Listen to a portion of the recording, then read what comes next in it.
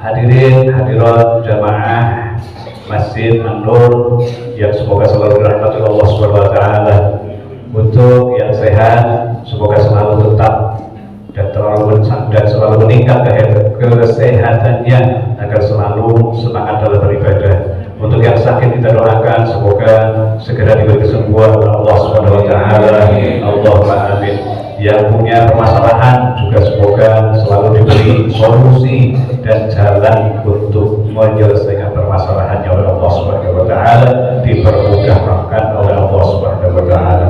Hadirin hadirat rahimakumullah, dalam hal kita beribadah di bulan Ramadan yang kita nanti-nantikan, yang kita tunggu-tunggu, dan sebetulnya ini syahrul syiyam apa syahrul ta'am? Kalau syahrul syiyam berarti bulan untuk berpuasa, tapi kalau syahrul syiyam bulan untuk makan-makan.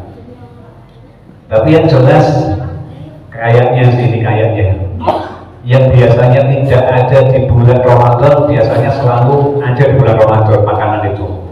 Makanan yang baru-baru itu ada nggak bapak-bapak? Iya, biasanya standar-standar saja. Tapi kalau di bulan Ramadan malah menunya lebih banyak daripada yang hari-hari biasa. Sudah nggak harus ngaku ini. Alhamdulillah, ini bentuk daripada bahwa rezekinya kita sebagai orang Islam, sebagai orang Muslim menjalani bulan Ramadan ternyata dipermudah oleh Allah Subhanahu wa taala. Nyatanya kita menginginkan dengan peningkatan menu makan saja ya, bilalah istilahnya itu ya ada saja yang diberikan oleh Allah Subhanahu wa taala, anugerah untuk kita semuanya. Ya Allah, muslimin muslimat rahimakumullah, kita beribadah di bulan Ramadan ketika didasari dengan imanan wa ihtisaban, maka ghufirallahu wa taqaddama min dzambi. Yang di dalam hadis disebutkan maqam Ramadan imanan wa ihtisaban ghufirallahu wa taqaddama min dzambi. Siapapun yang beribadah qiyam bulan Ramadan di sini diartikan sebagai ibadah-ibadah yang dilakukan di bulan Ramadan. Sebagian hadis itu ada mansoma Ramadan, sebagian hadis maqama Ramadan. Kalau yang mansoma Ramadan itu lebih spesifik, khusus menyebutkan tentang puasa di bulan Ramadan. Tapi kalau qama Ramadan ya segala bentuk peningkatan ibadah yang dilakukan pada bulan Ramadan. Wa hadzal hadis adalah dalilun ala anna tarawih ya min jumlah qiyam Ramadan. Jadi hadis tentang maqam Ramadan ini oleh ulama dijadikan dasar hadis bahwa qiyam Ramadan ataupun ibadah utama di bulan Ramadan selain yang jelas pasti yang telah puasa, bahwa ibadah utama sebagai tambahan, suplemen tambahan untuk kita yang paling utama, menu utamanya adalah sholat tarawih. Sholat tarawih ketika tentu bukan hanya sholat tarawih, ada tadarus, mungkin ada peningkatan memberikan iftar jama'i, katakanlah untuk memberikan buka puasa, menu buka puasa untuk orang yang sedang puasa, itu juga merupakan bagian daripada qiyam Ramadan.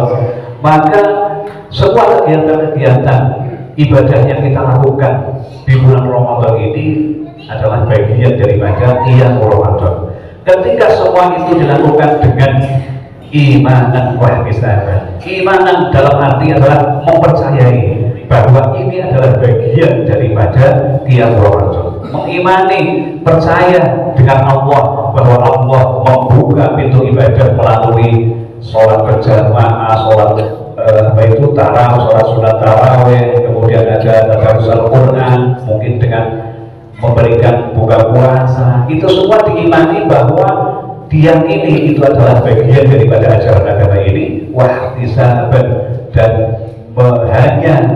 hanya diwajibkan, yaitu untuk mendapatkan ridhonya Allah. Kalau kita tidak bisa membayangkan menggapai ridhonya Allah, untuk tingkatan kita paling biasanya ingin mendapatkan pahala biasanya. Kemudian ihtisaban itu dimaknai, diartikan sebagai ihtisaban tolaban at-thawab, yaitu adalah menginginkan pahala dari Allah. Itu tingkatan berikutnya. Kalau bisa sih 5 dhatillah, untuk hanya murni demi ridho Allah kalau bisa sesuai tingkatannya. Intinya bahwa tidak mengharapkan apa-apa kecuali hanya menginginkan sesuatu dari Allah, itu saja. Tidak ada mengharapkan kepingin dipuji dari orang, gak mengharapkan dilihat dari orang, gak mengharapkan selain faktor dari Allah. Itu adalah inti daripada intisab. Maka jika seperti itu, maka dosa-dosa itu akan diampuni oleh Allah. Dosa-dosa yang sudah dilalui, yang sudah ditempuh itu akan diampuni oleh Allah. Allahumma amin. Tentu ini adalah masyrutatun wal maghfirah masyrutatun bi iman wal ihsan. Jadi bukan hanya puasa saja, bukan hanya kita yang penting beribadah di bulan Ramadan, tapi syarat utamanya itu tadi, iman dan ihsan. Itu. Jadi akan mendapatkan ma takut dalam interview itu adalah dengan syarat utama iman dan ihsan. Itu yang pertama. Kemudian tentu dari masing-masing kita atau keluarga kita ada yang cara beribadahnya untuk mendapatkan tambahan ibadah di bulan Ramadan, yakni adalah termasuk memberikan buka puasa, menginfakkan sebagian hartanya untuk iftar jamaah ataupun buka bersama. Ini juga merupakan fadilah yang luar biasa, karena di dalam hadis Nabi bersabda, man fattara sha'iman kana lahu mithlu ajri sha'im. Siapapun yang memberi buka puasa untuk orang yang berpuasa, maka ia akan mendapatkan pahala yang sama dengan orang yang berpuasa. Ghairu annahu la yanqusu min ajri shaimi syai'an, tanpa mengurangi pahalanya orang yang sudah berpuasa. Jadi orang yang mau makan menu buka puasa mendengar hadis ini, jangan khawatir nanti pahalanya akan dibagi untuk orang yang memberikan buka puasa. Tidak, pahala orang yang berpuasa tetap utuh, tapi orang yang tapi orang yang memberikan infak untuk buka puasa bersama itu, selain dia sendiri juga berpuasa, tapi dengan dia itu memberikan hartanya untuk iftar, untuk buka puasa, maka juga mendapatkan pahalanya sebanyak orang yang dikasih atau diberi dengan menu buka puasa tersebut. Nah, harus mewah? Tidak. Di dalam hadis itu, di dalam beberapa hadis itu, walau bimadzatin tabanin dikatakan seperti itu. Ini adalah motivasi buat kita bahwa kita tidak harus muluk-muluk, tidak harus yang mewah-mewah memberikan buka puasa. Yang penting ada ketertarikan dengan hadis ini, mendapatkan fadilah dengan hadis ini, walaupun bimadzatil tabanin itu ditafsirkan oleh ulama hadis atau dijelaskan oleh ulama hadis, itu adalah walaupun berupa susu yang tidak murni. Jadi Haji Iskandar ini memberikan dengan madu yang tidak murni juga boleh. Ini madu yang tidak murni. Kalau yang murni itu kan tandanya kalau dibawa pulang istrinya marah, nah itu madu murni itu. Nah gini, makanya jadi ya walaupun dengan menu apapun, walaupun dengan es teh lah bisa katakanlah, ataupun dengan air putih, ataupun dengan yang lain, bahkan di sini itu tadi dikatakan walaupun dengan hanya sekedar sesuap, bukan sesuap istilahnya, kalau air itu apa ya, katakanlah setetes ya, air yang berupa susu yang sudah campuran, susu yang sudah tidak murni begitu. Kalau dengan susu murni malah bahaya ini. Jadi ini adalah bagian daripada fadilah-fadilah di bulan Ramadan. Tentu banyak sekali. Dan puasa ini itu kan ada beberapa tingkatan. Ada shaumul umum, ada shaumul khusus, ada shaumul khususil khusus. Kalau shaumul umum itu yang penting puasanya tidak batal. Aikaful batni wal fars amma tasdadik man amma tasdadik, atau katakan anqatu isyahwah gitu kalau di dalam kitab Ihya. Jadi intinya kalau puasanya orang umum yang penting perut dan lubang kemaluan tidak kemasukan apa-apa.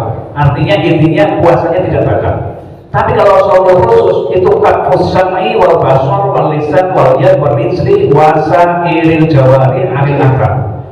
Yang intinya bahwa kalau shaumul umum itu kan puasa yang standar-standar menurut orang umum, yang penting puasa tidak makan, tidak minum, tidak melakukan hubungan badan sama suami istri. Dan itu yang penting. Itu kalau shaumul umum, puasanya orang umum. Tapi kalau shaumul khusus itu adalah tadi kaful sami wal basar wal lisan wal yad wal rijli wal wasairi jawari anil akhar. Jadi anggota badan yang lain juga disertakan untuk ikut berpuasa dari melakukan dosa-dosa. Contoh telinga tidak boleh untuk mendengarkan sesuatu yang juga tidak diperbolehkan oleh agama, karena sesuatu yang haram diucapkan juga haram didengarkan. Dalilnya seperti itu, sesuatu yang haram diucapkan berarti juga haram didengarkan. Bahkan kalau di dalam tentang masalah orang menggunjing, itu ada hadis yang menyatakan al-muhtar wal mustami syarikan ilmi. Jadi orang yang menggunjing dan orang yang mendengarkan riba itu punya ukuran atau punya dosa yang sama-sama mempunyai dosa. Karena apa? Karena seorang muhtar, seorang yang menggunjing tidak akan menggunjing ketika tidak ada yang mendengarkan. Iya banget bapak-bapak, nggak akan ada orang menggunjing. Kalau misalnya ada orang mau menggunjing, kita pindah kayak gitu, masa dia mau riba sendiri? Nggak mungkin. Makanya kalau kita diam saja di situ, maka orang yang menggunjing itu merasa ada yang mendengarkan. Jadi lancar-lancar saja ribanya itu. Nah, ini kemudian sehingga orang-orang yang masuk dalam level shaumul khusus itu akan menyatakan ketika anggota badan baik mata, telinga, pendengaran, penglihatan, tangan dan kaki ataupun anggota badan yang lain melakukan dosa-dosa, mereka merasa batal puasanya. Tapi dalam arti yang batal adalah pahalanya puasa. Yang batal itu pahalanya puasa, bukan berarti kemudian wah saya itu menggunjing berarti puasa saya batal. Setelah itu kemudian makan di siang hari karena merasa batal, itu salah penafsirannya. Puasanya tetap harus puasa, yang tidak boleh menggunjingnya. Dan sebetulnya menggunjing itu tidak bolehnya bukan hanya di bulan Ramadan kok, bahkan di luar Ramadan. Tapi kalau di bulan Ramadan itu lebih parah namanya. Ya, sehingga ada di dalam hadis yang lain, khamsun yuktirna shaim al-qirbu wal ghibatu wal namimatu wal yaminul kadhiba wasyahwatu binadaratin.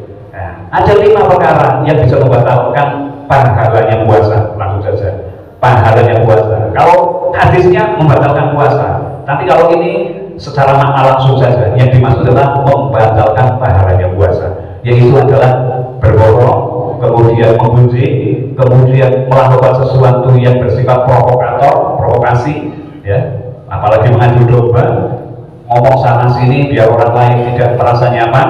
Nah, ini termasuk bagian daripada namimah. Kemudian sumpah tapi yang bohong. Kemudian syahwat binadrotin. Syahwat binadrotin ini adalah melihat, tapi kemudian ada bagian dari anggota tubuh kita yang ikut merasa getaran. Nah, itu ya, jadi vibrasi istilahnya. Jadi kalau di dalam HP kan ada vibrasi. Nah, ini laki-laki itu juga ada vibrasinya. Itu kalau melihat sesuatu yang menarik baginya ya vibrasi juga. Dan itu termasuk yang membatalkan pahalanya puasa. Nah, ini juga harus kita jaga betul ya. Yang ketiga langsung saja itu adalah shaumi khusus, yaitu puasanya orang yang paling istimewa. Puasanya paling istimewa karena kalau kita simpulkan, kalau yang pertama itu hanya puasa perut dan farji katakanlah, atau alat kemaluan. Kemudian yang kedua menyertakan anggota badan itu juga ikut berpuasa. Kalau yang ketiga ini lebih lagi, sudah puasanya menjaga perut dan alat kelamin, ketambahan menjaga anggota badan yang lain, masih tambahan lagi itu hatinya juga dijaga untuk tidak memikirkan selain Allah. Jadi menghindari tafakkur yang masih Allah, yaitu menghindari memikirkan selain Allah. Bahkan kalau puasanya yang terakhir ini, puasanya yang paling istimewa ini, kita di dalam siang hari menyiapkan segala sesuatu untuk berfoya-foya berbuka puasa. Ini adalah bagian daripada batalnya pahalanya puasa bagi golongan tersebut. Batalnya pahalanya puasa tapi bagi golongan tersebut. Kalau kita lah, khususnya saya, mengukur barometer batal dan tidaknya ya kalau kita kemasukan makanan, minuman ataupun tidak, udah itu saja, ya nggak bapak-bapak, ya itu saja. Kalau bisa ditingkatkan, yaitu dengan puasa al-jawari, as-samu wal basar, mata, telinga, kemudian tangan, kaki, semuanya itu juga diikut sertakan untuk ikut berpuasa, kemudian hati ini juga diikutkan untuk berpuasa. Mungkin itu saja singkat untuk hanya sebagai tambahan untuk memotivasi kita berpuasa ini atau berpuasa ataupun beribadah di bulan Ramadan ini. Semoga kita mendapatkan keberkahan, mendapatkan kerahmatan dan mendapatkan lebih dekat jaminan terbebas dari api neraka. Allahumma amin. Demikian yang kita harapkan dari Allah juga, dan demikian yang bisa saya sampaikan. Segala kekurangannya minta maaf yang sebesar-besarnya. Assalamualaikum warahmatullahi wabarakatuh.